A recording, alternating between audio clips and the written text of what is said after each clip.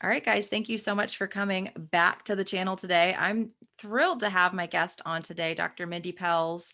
Some of you guys may be surprised to see to see this chat because of my experience with fasting, but Mm. she's such an awesome doctor who's open-minded and really wants to help people, she's agreed to kind of come on my show and talk with me a bit about troubleshooting fasting. And so thank you for agreeing to that, Dr. Pelz. I really Yeah. appreciate it.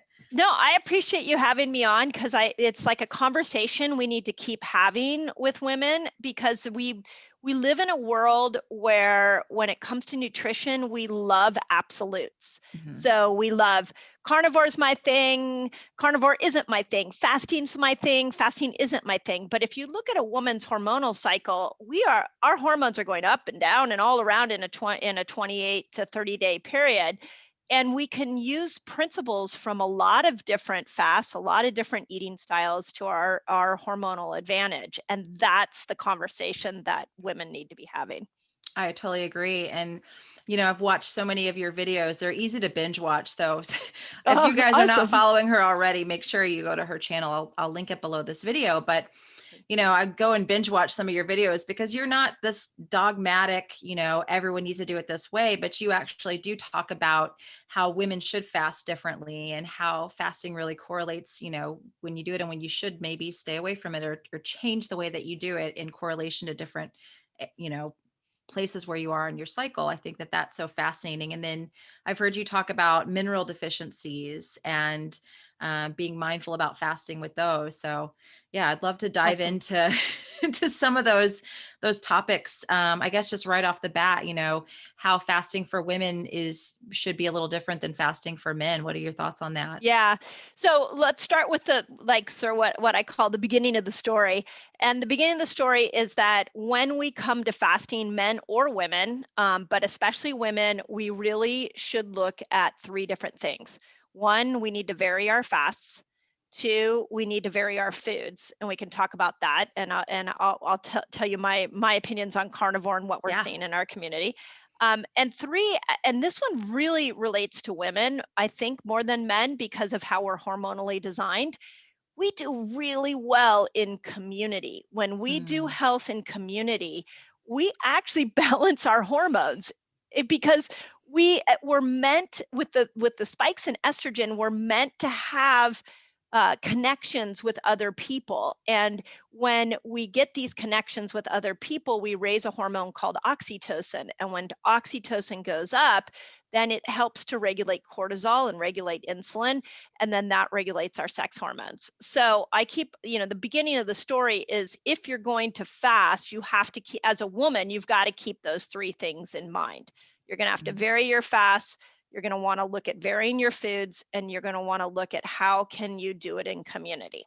mm. So, and that might be something as simple as you and your best friend go on like a fast together. We do fast training week on my YouTube channel for that exact reason. So there's a place people can come together once a month and do it in community. So the second part of the story is okay, varying your fasts. And this is where what is like women have to know.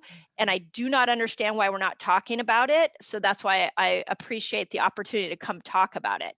So let's look at your cycle. We're just going to use 28 days as an example. I know some people have 25, some women have 35, but I'm just going to put 28 as a marker in a 28-day period. The first part of your cycle, like day 1 until you ovulate, which is usually about day 10, 12, again, every woman's different, but in that first part of your cycle, you actually were born to fast there. So if you want to intermittent fast, you want to try a 24-hour fast, you want to try a water fast, your body will do really well once your cycle starts all the way until you ovulate.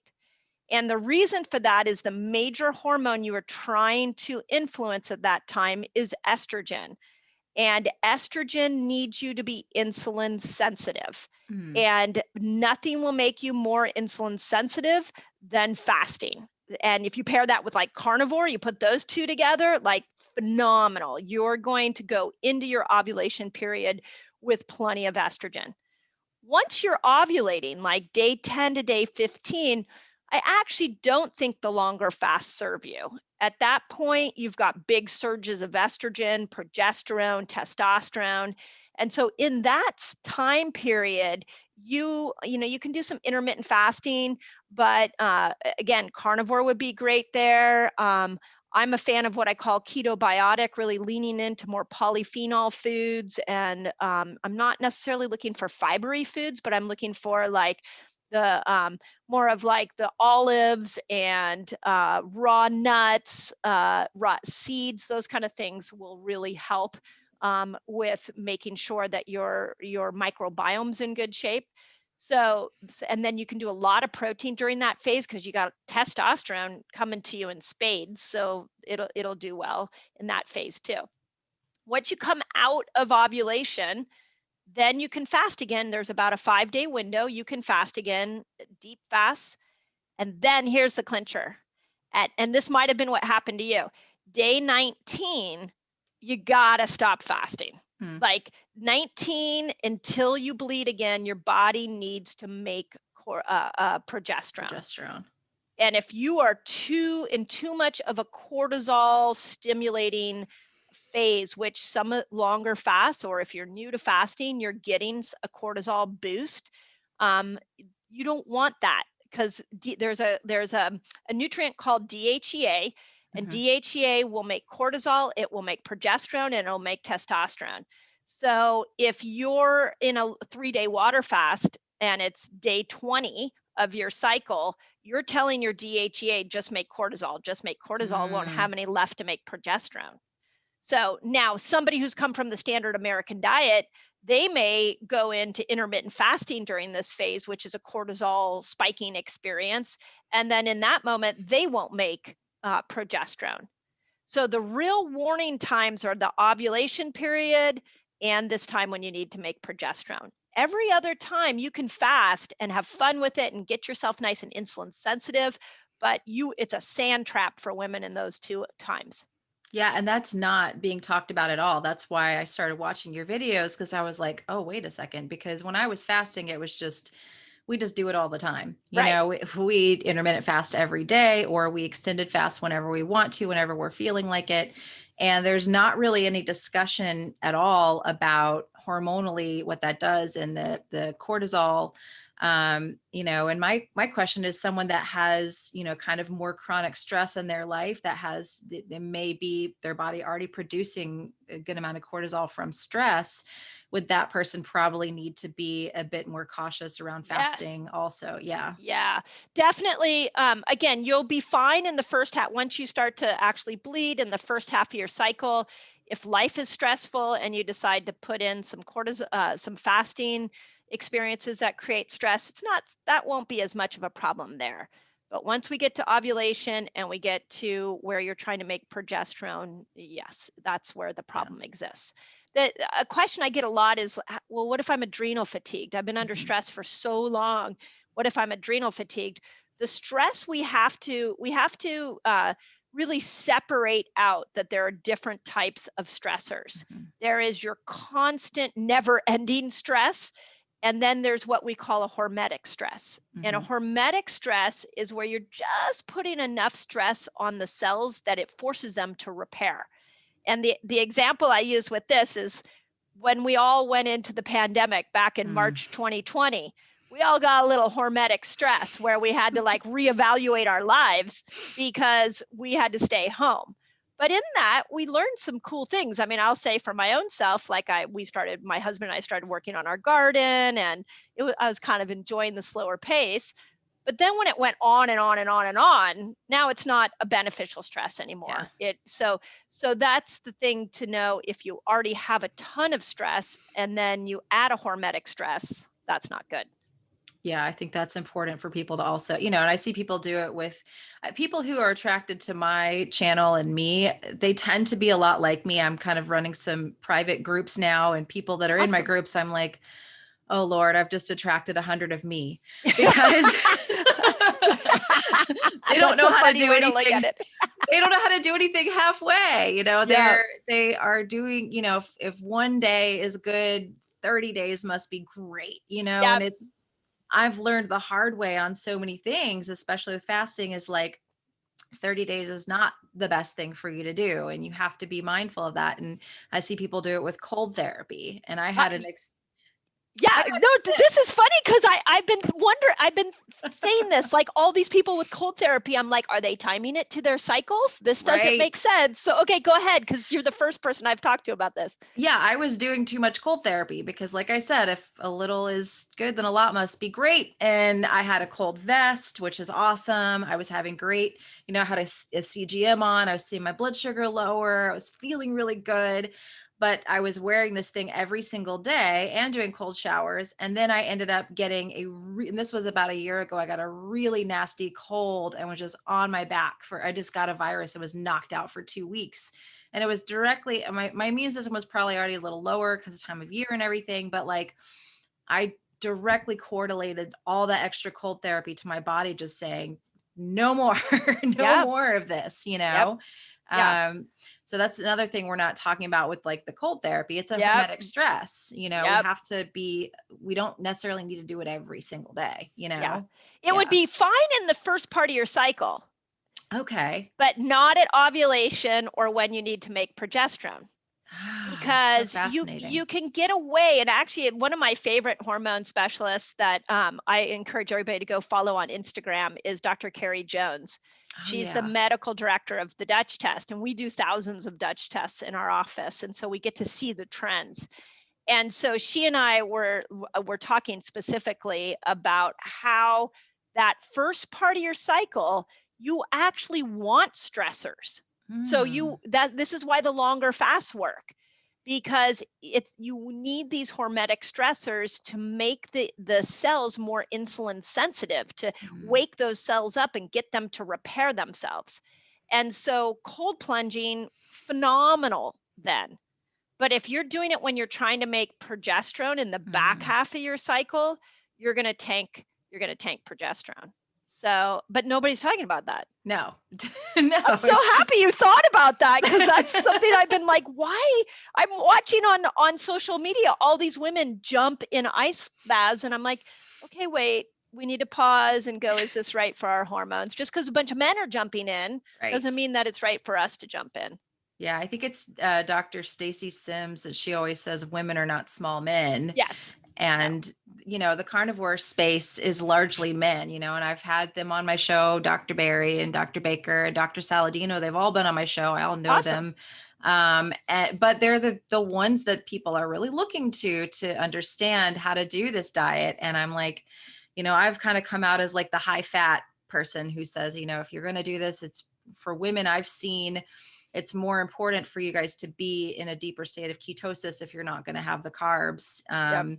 And that I'm seeing a lot of women run into hormonal issues if they're running too much gluconeogenesis. And, people are getting kind of pissed off about it because I'm saying this. And I'm like, well, men, I feel like they can get away with running a bit more gluconeogenesis than women can, just because of my own personal experience. But yeah, Yep. it's important that we always look at that hormonal aspect as Yeah. well. Yeah. Yeah. And that I love Ken Berry. We just had Paul on our resetter group this week. Like, these are really intelligent, thoughtful men that are bringing really great discussions to the carnivore diet. And we need to always put it through the lens of our hormones. Men Yes. do not need to put it through the lens of their hormones, but women, any diet, any fast, any exercise, any new lifestyle, we need to pick up our hormonal lens and like look Mhm. at it differently. And there's just not enough experts out there doing that. There's not at all. And I've been a big proponent of just high fat. I think for women, especially for me, I can tell a difference during ovulation and during the week before my cycle. If I don't do super high fat, I feel terrible and my Yep. symptoms are worse. And then my cycles are just horrible to deal with. And so that's just one message I've put out there for women. I'm like, you may be able to get away with this stuff at other parts of the cycle, but if you're not pushing the fat up a little bit higher during those specific times a month, you could run into some issues. So Yeah. Yeah. yeah, yeah, Agreed. Agreed. yeah. So I wanted to talk to you a little bit about you had to talk about mineral deficiencies and fasting, of how Yeah. before you really start to do a lot of fasting, you need to know the status of your minerals. And could you talk a little bit more about that? Yeah, so there's a big story to the mineral story that it really applies to both men and women. Mm. And then we'll bring it down to women just so we can make sure that we keep it topical. But here's what you have to realize is that the food you're eating today has less mineral content in it than the foods you ate 20, 30 years ago. And the reason for that is because our soils are so depleted. And so there's something called monocropping, where the way that we are farming today is we put one crop on a piece of land, we till that crop over and over and over again, we spray it with glyphosate, kill all the insects. And we've been doing this for so many years that that soil is now depleted. So, one of the things that really fascinated me in doing fasting with so many people is that all of a sudden I started to notice as we were taking my resetters through these 5-day fasting experiences once a month, that their hair was falling out, Hmm. or they would get like heart palpitations. And we were trying to brainstorm, how can we help these people? This was both men and women. And we started to have them put minerals back in. And the minute they put minerals back in, either during their fast or the weeks before their fast, the hair stopped falling out, the heart Mm. palpitations stopped, the leg cramping, the trouble sleeping during a fast, all of that went away.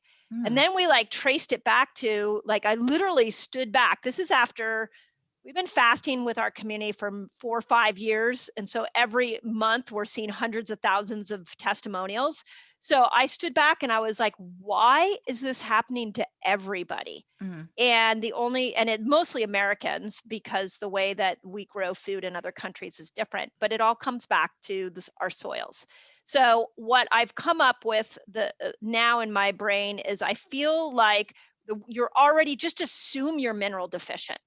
Like, Yeah. there's a very good chance, especially if you live in America, and if you're not eating organic, for sure, if you're not buying from a regenerative farmer, for Mm. sure.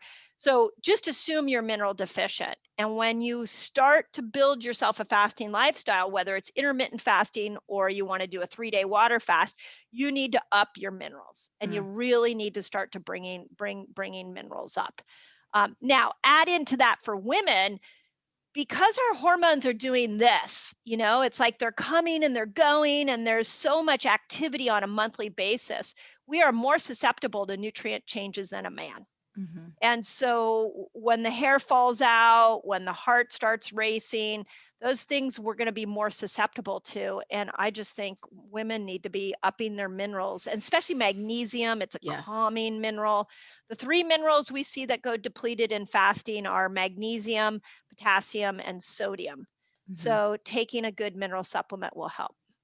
Yeah, I agree. And, I feel like this gets exacerbated for people who are doing carnivore or keto already, because those, ways of eating, in my experience, you're peeing a lot more and you're losing a lot more minerals. Yep. So it's just like on top of it. So I wonder if maybe you run into people with kind of more of those mineral deficiency issues when they start trying to do a lot of fasting, that come from like the keto or carnivore background. Yep. I always say, think of fasting like a mirror. Mm. So it'll mirror to you your imbalances. Mhm. And if you pair fasting with carnivore, or you pair it with keto, you're right. You're not, that's even another layer of lack of minerals. Yeah. And they're easy to get in. Like we do, I don't know what you do for mineral supplements, but I've been experimenting with Rob Wolf's LMNT. Okay. So I've been trying that. We've got Micro Daily is another mineral supplement. So I put it in my water and I just drink it all day long. And so Okay. it's not that hard. I don't know if you've done Micro Daily. This is I another haven't one. tried those. Yeah, No. Okay. this is another one. I do a mineral supplement called from Body Bio. It's called Elite, and I just put a half a capful in my coffee in the morning. It makes it Huh. a little salty, but I'm like, I needed something to put it in on a regular basis. It is the one nutrient we need to be adding in right Yeah, now. I agree. It's because the stress makes our bodies lose even more. Yeah. I don't know if you've Yeah. heard of Morley Robbins, but I had him on. Mm. He's the magnesium guy. And he Oh, okay. just, yeah, he was going on and on about how stress and all these things really deplete the body. And Yep. I wanted to ask you, with the mineral deficiency, what do you think is better, or is there one that's better than the other as far as testing some of those things out? Would you recommend they get a blood test, or how do you feel about hair mineral tests? Yeah, so we tried this with our resetters. We tried all different kinds of tests, and we found that there's no absolutely good one. Mm, So the way I look at testing with everything is start with your symptoms. mm, So is your hair thinning? Is your hair falling out? Do you get heart palpitations when you even fast as little as intermittent fasting? Those are pretty telltale signs. So the other one would be people having trouble sleeping. You need mhm, magnesium to like calm your nervous system, calm the muscles down. So are you waking up with restless legs, or are you having a trouble like getting your body to sleep? Those kind of things can be affected by minerals. If that's still convoluted for you and you're like, I don't know, maybe not, then a test would be good. mm, And hair analysis is good. The only challenge with a hair analysis is it only tells you what's coming out. mm, Doesn't always tell you what's stored. We test a lot of heavy metals in our clinic, mhm, and we see that the hair analysis are great and convenient and inexpensive, but it doesn't tell you what's going on in the stored tissues. And I mm. would say for mineral analysis, it's going to be very similar. Gotcha. But it gets you in the ballpark. So if you're feeling like you need a quick, easy test, then that, yes, you never can go wrong with something like that. Got it. And I wanted to ask you about the supplements before we head to the next topic. I know you're a big proponent of liver detox and supporting the liver and taking care of the liver. Um, what do you think about some of these supplements? I know you said the LMMT, and there's some other ones. I'm so cautious about supplements and just liver health and all of that. Do you think that these are okay for, liver and kidneys and all of those things? Yeah, super great question. So the first thing with all supplements, you should always vet your supplements, know where they come from, what kind of tests have they done. There are toxins in like 95% of the Mm-hmm. supplements out there. So if you don't know what the toxic load of your supplements are, email your supplement company that your favorite supplement and be like, how do you test for heavy metals and how do you test for plastics? And Mm, ask them. So that would be the first thing that I would say. My favorite place to turn to for supplements is Revelation Health. okay. And because they vetted all of them, and they'll give you a discount. If you put my last name in, they'll give you a discount Oh, of great. 10% off. Yeah. So when I want the lazy approach to supplements, I just go to Revelation Health because they've already vetted all those people. But then you get the people that are very focused on, this is my favorite supplement. I never want to give this supplement up. So just go and email them and ask them and you're going to look for key phrases. So one of the phrases I hear with people a lot, like when you ask them if they're organic, they say, well, we're mostly organic. We try to stick to the guidelines of certified organic. That means no, we're not No. organic. So if you email your supplement company and they're like, well, we do have a few protocols that test for heavy metals and plastics. No, you're looking for like, yes, we test for 5 different ways, and here are the ratios that we're looking for. You want to look for a very specific plan. So that's the first thing. Second thing I would say with supplements, and it's just like fasting. If you're on a supplement and you have to take it over and over and Mm, over and over again, it is not working for you mm, anymore. So what happens with any diet change, fasting change, supplement change is when we first hop on it, we get this hormetic response. The body goes, thank you, and it starts to bring you back into balance. We call this homeostasis. When you're back in balance, now you're in balance. There's nothing else to do. So if you keep taking it over and over and over again, you're just peeing it out mm. because the body isn't going to do anything once it's back in balance. So I like supplement cycling, where you take a supplement for 90 days and then get off of it for 90 days and then go back to it for 90 days and then get off of it. So toxicity matters. How often you use it matters as well.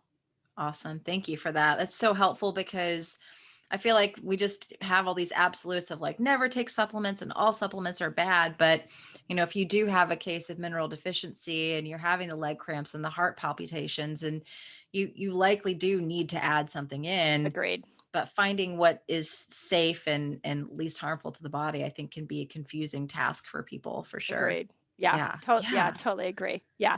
Yeah. And the goal is not, if you come into a natural form of taking care of yourself, the goal is not to bring the paradigm of more conventional allopathic medicine. In that paradigm, what we have been taught is I have a symptom, I'm given a diagnosis, and I'm giving a pill. One pill, one problem, one solution. But when you come over into a more what we call natural or vitalistic approach to your health, you have to understand you're a living being that has ebbs and flows. And so you're not meant to be on a supplement all the time. You're meant to kind of use it as a tool for a while and then get off of it. I feel that way about diet. I feel that way about fasting, is that there needs to be more ebbs and flows with it, and not so hardcore, do it this way. It's like we do this with nutrition, right? I'm carnivore, I'm vegan, I fast. Like, let's get rid of the absolutes and just realize that, especially for women, we need to just go with our hormonal changes so that we can maximize the intelligence inside our body. Yeah, I love that. And, I think we talked a little bit before the conversation started that you've had some experience now. You've had Dr. Saladino into your resetter group, and I knew for a while you were not really a proponent of carnivore, but you're starting more and more to use it with your resetter group. I'd love to hear how that process has gone, good and bad, and just all the things. Yeah. I'm so curious. Okay. So yes, you're right. I've been really transparent about this on YouTube, is when I first heard carnivore, I was like, nope, it does not make sense to me. Everything I've ever learned about the microbiome tells me you need plants to feed those bacteria. Then I had a conversation with Maria Emmerich. I don't know if you brought her on, but yeah. So she has all these amazing books that she's written. And she said one line to me that sent me down a path of research. And she said that collagen is the best prebiotic that you can get ever. Like, it is the absolute best prebiotic. And a prebiotic is what feeds the good bacteria. So I was like, okay, that's intriguing. So I started to research it, found out she's absolutely right. So then I got Paul Saladino's book, 600 amazing research studies showing the benefits of carnivore, and many of which are in autoimmune conditions, as you know. And so all these things started stacking up. So what I did is I went to my resetter community and I'm like, okay, guys, I'm open. Let's try what we call fasting, or autophagy fasting, which is 17 hours of fasting. And then when we break our fast, let's just do carnivore. And let's do that for a week and let's see what happens. So I called it carnivore fasting. And I actually ran this past Paul. I was like, because my thought is what you're doing is that you're stimulating with the fast, you're stimulating autophagy, which cleans the cells out. And then with carnivore, you're stimulating mTOR, which grows the cells and makes them stronger. So my brain was like, let's put the two principles together and see what happens. Holy cow. Like, people dropped weight like they'd never dropped weight before. The joint pain in people that went away, the energy that people had, the people were finally able to get their blood sugar down to a level they'd never been able to get to. Autoimmune conditions like disappearing within a week, like nothing. Wow. This is not like, and this wasn't with just a few people. That our community is over 400,000 strong, like story after story after story. And I just sat back and was like, oh my God, like there's something here. So then I decided, okay, let me do a stool test on myself. So I ate what I call Ketobiotic, which is keto with a lot of plant-based foods. And I took a stool test, and then I ate only carnivore. I did carnivore fasting for a week, took another stool test. That totally opened my eyes to something new. And what it was is that I actually had gliadin markers and other gluten markers in my stool a week after carnivore. And I'm like, what? How could that be? I didn't eat any wheat for the whole week. And I started to see that carnivore is a detox. It Mm-hmm. is a way to repair the mucosal lining of the gut, and it can start to take stuff that has been on the outside, on the inner linings, like gluten that you gave up gluten 10 years ago. Well, guess what? Your gut hasn't given it up. It's still been sitting in there, inflaming the gut. So when Wow. you go on the carnivore diet, you're now getting the carnivore, the collagen's really high in a bacteria, or it feeds a species of bacteria called our Bacteroides. So it goes in there, it repopulates the Bacteroides. And as that Bacteroides gets repopulated, now all the junk that's on the side walls can now come out. And that's what happened to me after a week. Wow. Maria Emmerich says oxalates and lectins from plant-based living for so long will also come out. Oh yeah. So I love it. My personal feeling now is it's a tool. Yes. If you have gut dysbiosis, if you have an autoimmune condition, if you're stuck with your health in any way, shape, or form, throw some carnivore fasting in and use it as a tool. And you can, I don't think there's a problem to doing it all the time, other than I'm a variation gal. So Yeah. remember, again, if you all of a sudden do something new, the first time you do it, you get an incredible change, and Mm-hmm. then you hit homeostasis. So mixing it up, I know Paul, I spoke to him this week, and he's actually adding some more plants back Mm-hmm. in and experimenting. Yeah. So don't forget variation. Yeah, that was the next thing I was going to ask you about, is because I've kind of seen a lot of people do great for a year or so, and then it's kind of like they hit a wall. Yep. And some people are having histamine issues. It's like, did when the detox thing happened, their DAO also go out? Yeah. Like Right. there's so much, because it's such a new thing. There's so much about it that we don't know. That's And I right. know a lot of people that follow me have seen me kind of go through so many ups and downs with carnivore. I've been totally transparent about it, but I'm getting to the point now where I'm studying microbiome and doing some stool sample tests, and just I've run all the tests on myself, the hair mineral, blood, stool. I'm just like open book. This is what we're Yeah. doing. N of one. Yeah. Yeah. I mean, That's because what, everybody needs to be their own N of one. yes. Like take the principles and test yourself so you can find your path. Yeah. And it's like then I try to give resources so you can do this on yourself and figure it out yourself.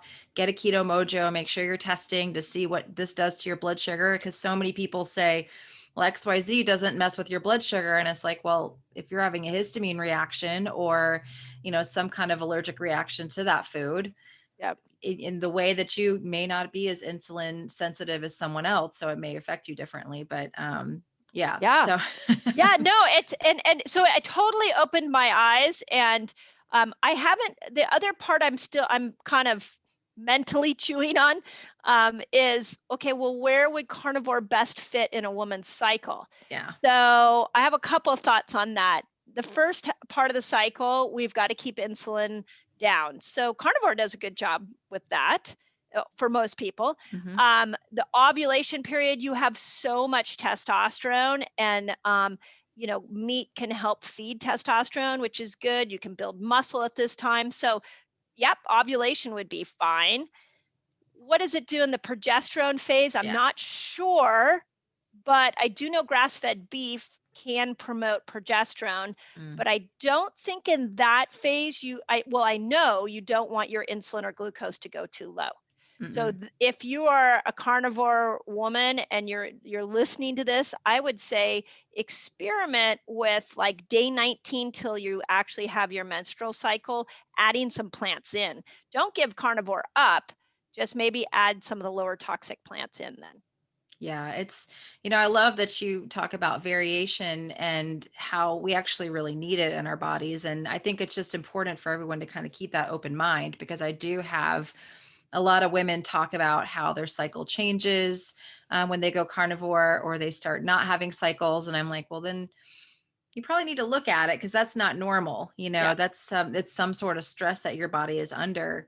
Um, what would you say if a woman does carnivore and all of a sudden her cycle shortens? Like it's usually always, 28, 29 days, and it all of a sudden goes down to like, 22, 24 days. What would you Yeah. say about that? I think the first step is, again, know when your body needs progesterone Mm, and add in you could either step out of carnivore or you could add in some of the lower toxic fruit, vegetables around day 19 is like, mm, so day 19 until you actually bleed, just make sure you're getting more vegetables. Then some of the greatest vegetables for, and I ran this past Paul, for progesterone is squashes. And mm, squashes tend to be a lower toxic vegetables. So your butternut, your honey nut, we have a honey cut squash here locally that I love.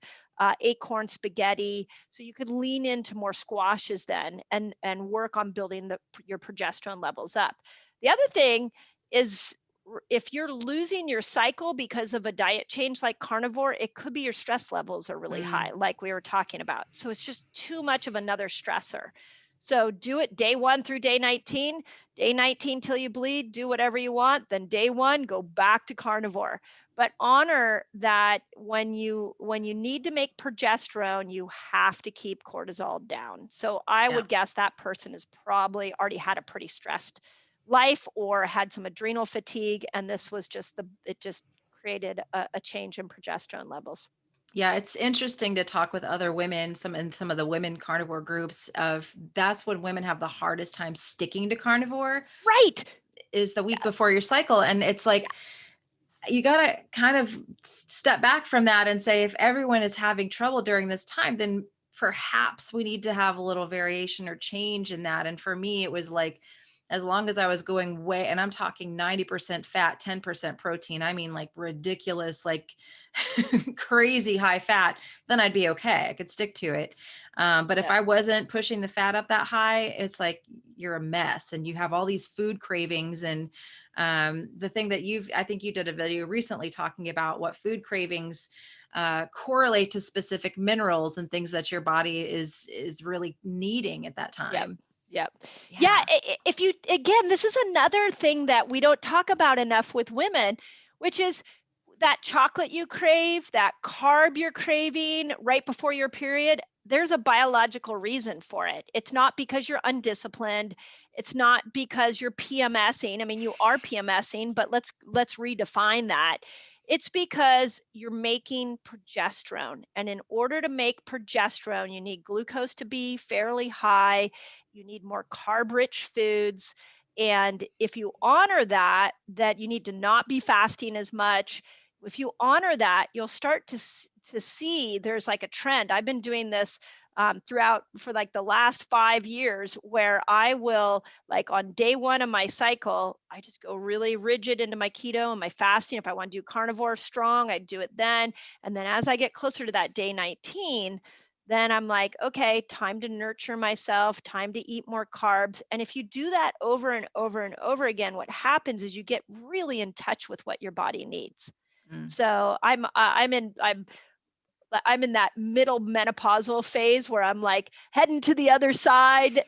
Some days I get my cycle every 30 days. Sometimes it comes every 90. And there is one indicator that I know every single time my cycle's about to come, and it's my hunger levels. I will Mm. hit 9, 10 o'clock in the morning and I'll be like, why am I hungry? And then within like 2 or 3 days, all of a sudden I'll get my cycle. And I'm like, Yeah. oh, yeah, my body was making progesterone. That makes sense. Yeah. Yeah. And that's the other thing. Women are like, I can't stop eating. Why is Yeah, that? I'm like, yeah, your body's really, it's smart. And it's so smart. if we're constantly trying to override the system, then we're going to see it shut down. Yeah, We're going to start to run into issues. And that's yeah. another thing. It's important to remember when we're doing these types of things. Um, I wanted to ask you because I know I do have some viewers that are going to hear this conversation. Are like, well, I'm already menopausal. I Yeah, do have a lot of menopause, some in my group right now that I'm running. awesome. So how does all of this, I know we've covered so many things, but how does all of this play into a woman who is already in menopause? Does she have a little bit more leeway or does she need to be more careful? Because I know it's really the adrenals that are kind of doing all the jobs of what the ovaries were doing. Is that right? Yes, yeah. So with menopausal women, the first thing to realize is that when you hit your early 40s, what's happening is your ovaries are like, okay, I'm going to slow down here. and I'm not going to make as many sex hormones. So I'm going to start to hand that job over to your adrenal glands. Mhm. So the stress you were able to get away with in your 30s, you can't get away with in your 40s, right? Me too. No. This is why how I came to understand all this is I was like, oh my God, why am I not managing my stress? Why are all these symptoms showing up? Like, what is going on? But it was like really like the ovaries were just like, hey, I'm gonna back out here gently. It's gonna take me 10 or 15 years to back out. So just you have time to get ready. And so but we have to be aware of this. We don't Yeah. talk about it. No, we don't. No. So that's the first thing. So now if I'm 60 and I'm post or 55 and I'm postmenopausal and I still have menopausal symptoms, Mm, my first question is, did you honor your adrenal glands through this process? And if you didn't, you might need to go back and give your adrenals some love. This is mm, where adrenal supplements would come in. This is where understanding things like meditation or even like biohacking different things. We have a biohacking center in my clinic. We do PEMF and HBOT, mm, and we like work to reestablish a woman's parasympathetic nervous system because if you didn't honor that, it comes back to bite you later. So that mhm, that would be the first thing is like, let's love on your adrenals. The second thing that's really cool for a postmenopausal woman is that you don't have to think of a 28-day cycle, but you do have to think about the fact that your estrogen is low and your progesterone is low and you're more insulin sensitive or mm. resistant than Yes. ever. Yeah. So this kind of lifestyle is amazing for postmenopausal women. So just make sure that you're stepping out of carnivore. You could do it 1 day a week. You could do it a 3 to 4 day period a month. You get to choose when you want to do it. And my book, The Menopause Reset, is coming out in April. Oh, And I have awesome. 5 steps that menopausal women can go through so that you can kind of troubleshoot and guide yourself. But the beautiful part for a postmenopausal woman is she doesn't have to time it to her cycle. But the asterisk in that one is you have less estrogen and less progesterone than ever before. So you cannot fast and do carnivore like a man. You need to step out and add in those squashes, stop fasting a little bit so you can raise that back up, those levels of hormones back up, and then go back into Mm. carnivore and fasting. Yeah, I think that's so helpful. And I feel like the overarching message with you is just we need variance. We need to not try to do the same thing all the time. And that kind of goes across the board, really, Yeah. right? Yeah. Yeah. And this you probably heard me say this on my YouTube channel. It's like, I know that's not what you want to hear. You want me to you want me to say your menopausal symptoms are bad. Here's what I call the magic mushroom. Take this and all your menopause symptoms will go away. That's not Mm-mm. the way our bodies were designed. We're designed for variation. So let's like put all these tools out and say, okay, supplementation is good, carnivore is good, fasting's good. Plant-based living has some upsides too. So plant-based is good, keto's good. All of these are good. Now, how do I know what tool to use when? And Yeah. that's why, like the work you're doing, things we do on our fast training week, like we're trying to teach people how to become their own N of one, their own self study, and use the tools when they need it. And that way now you're lining up your lifestyle in perfect design of your body.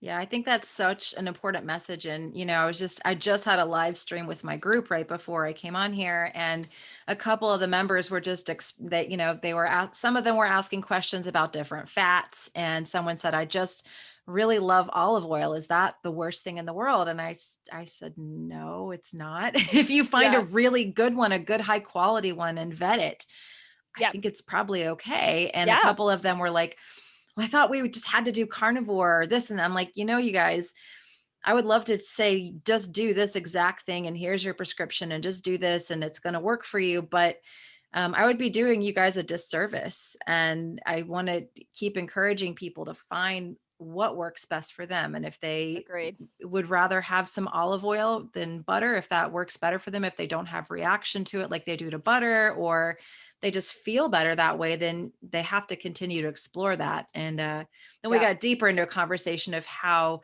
we have this tribe mentality, and we get so caught up into that when we're carnivore or vegan or So keto. It's true. like, and it's so dangerous because people stop paying attention to their bodies and their own natural signals of like, wait, I don't feel good and this isn't working. And maybe I should, if we get so trapped into like a box and a prescription and a certain way of doing things, there's just such a great danger in that for everyone. Yeah, agreed.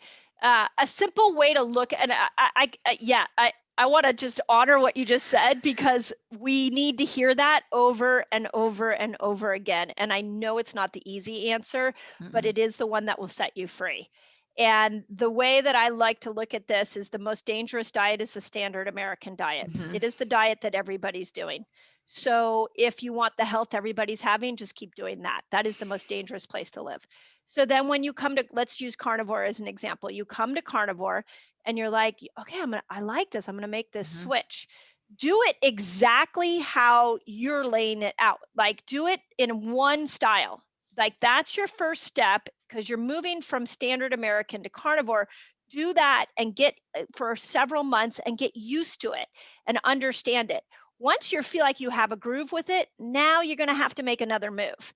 And the reason for that is because you're going to get stuck. Homeostasis is going to take over. The body's not adapting as well. You need some hormetic stress.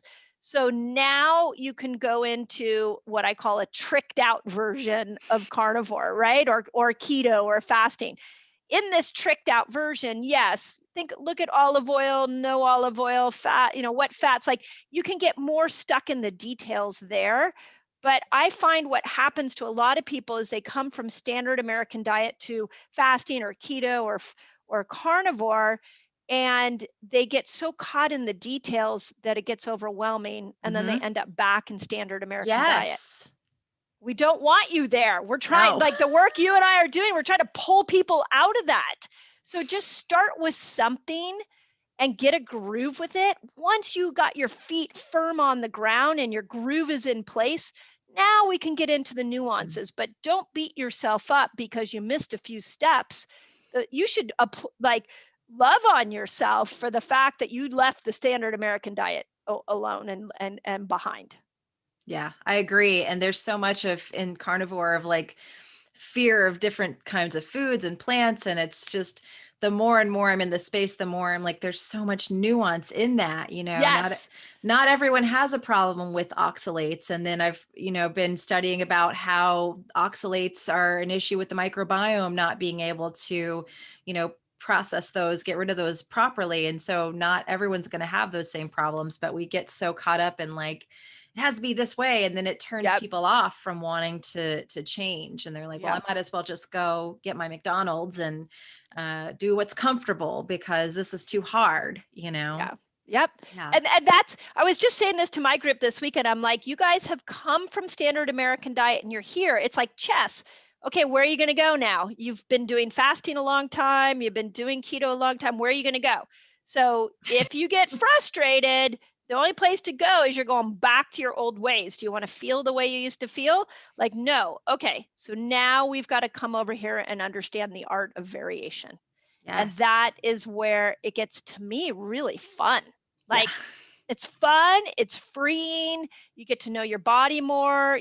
It'll take you years to like play with all the different pieces, but be light about it, be loving about it, because you are not going back to standard American. And Mm-mm. that's like the stake in the ground that needs to be made. Yeah, I completely agree. I completely agree. Well, I feel like I could continue to talk to you for like 3 more I hear hours. you. I hear you. But I know my audience would probably appreciate A break, they if we, need to get up and yeah, move around. yeah, get up, move around a little bit, take it all in. Yeah, Um, right, for sure. if people want to join your resetter community or find out how to follow you, work with you, what would be the best way to do that? Yeah, so go to YouTube channel, subscribe. We do monthly fasts, they're free. Check our community page. And we do a 5-day fasting experience every month. I theme them differently. So there's a lot to learn over there. If you want to come and have a little more guidance around building a fasting lifestyle, we do that in our Reset Academy, and you can find that on my webpage. And then my book, The Menopause Reset, will be out in April. And it's my menopausal journey and like what I did to move through the symptoms of perimenopause to regulate my cycle better. And I go through 5 steps that lifestyle steps that women need to incorporate. So you can pre-order that as well. Awesome. I know so many people are going to be interested in that. So thank you Yeah. so much. This has Oh, been my so pleasure. cool. No, my pleasure. Thank you I love having this conversation. Yeah. It needs to be had. And, as women, we're built around oxytocin and we're Mhm. built around community. And I just think we need to bring this to the surface finally before Yes. women give up on their health. So I thank you agree. for what you're doing. Thank Yeah. you.